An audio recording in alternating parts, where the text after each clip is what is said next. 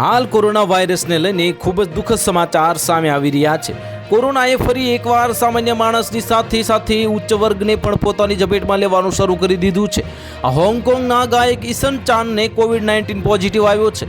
આ કોન્સર્ટના સત્તાવાર વેઇબો એકાઉન્ટ પરની એક પોસ્ટ અનુસાર આ અઠવાડિયે તાઇવાનના કાહોહન્સુંગમાં તેમના કોન્સર્ટ રદ કરવામાં આવ્યા છે અને સિંગાપોરમાં પણ કોરોનાને લઈને હાઈ એલર્ટ જારી કરવામાં આવ્યું છે। આ મહિને ત્યાંના આરોગ્ય મંત્રાલયે લગભગ 1 વર્ષમાં પહેલીવાર ચેપના આંકડાઓ પર અપડેટ જાહેર કર્યું છે। 3 મેના રોજ પૂરા થયેલા સપ્તાહના અંતે અંદાજિત કોરોના કેસોમાં 28% વધારો થયો હોવાનું બહાર આવ્યું છે। આ ગયા અઠવાડિયાના સરખામણીમાં આ અઠવાડિયામાં કોરોનાના 14,200 નવા કેસ નોંધાયા છે। દરરોજ હોસ્પિટલમાં દાખલ થતા લોકોની સંખ્યામાં પણ લગભગ 30%નો વધારો થયો છે। જો કે સિંગાપોરમાં કોવિડ-19ના કેસોમાં વધારો થઈ રહ્યો હોવા છતાં આરોગ્ય મંત્રાલય કહે છે કે હજુ સુધી એવા કોઈ સંકેત નથી કે ફેલાઈ રહેલા નવા પ્રકારો વધુ ચેપી છે અથવા તો પહેલા કરતાં વધુ ગંભીર બીમારીનું કારણ બની રહ્યા છે।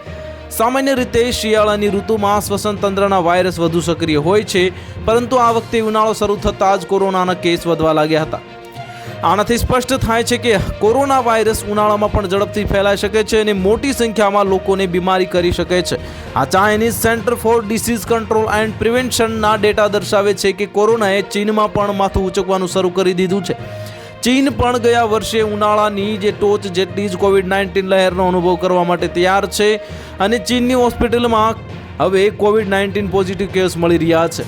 તો હાલ માટે આટલું જ। મળીશું નવા અપડેટ સાથે। જો તમને અમારા વિડીયો પસંદ આવતા હોય તો વિડીયોને લાઇક કરી દેજો, ચેનલને સબસ્ક્રાઇબ કરી બાજુમાં આવેલા બેલ આઇકનને દબાવી દો, જેથી તમને આવા સમાચારની અપડેટ મળતી રહે।